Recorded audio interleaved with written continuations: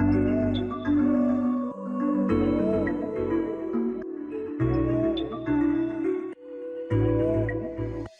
this video, I'll show you how you can add the magnify effect on the video and also move that magnification zone as well. So on this particular video, I'm gonna add the magnification effect on this microphone.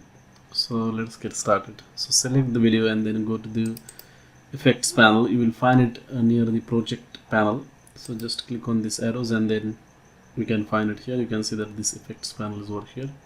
In case you aren't able to see it, you will find it over here. Then once you click the effects panel, just search for magnify,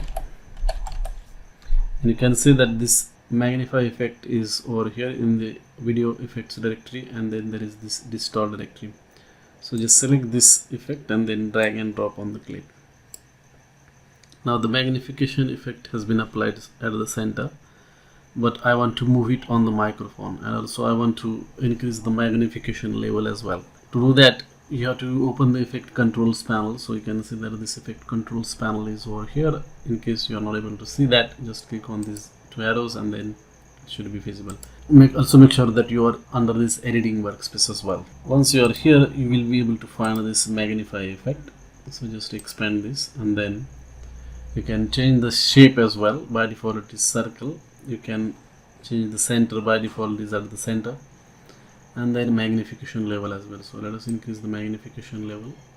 Now to change the position of this magnification, what you can do is that you can change the center properties. So if you want to move left or right, you can use this one. If you want to move top to bottom, then you can use this configuration. So let us move a little bit towards top direction. As you can see, we are able to do this using these settings, and also horizontally as well. You can change the position of the magnification. That's it. Thanks for watching.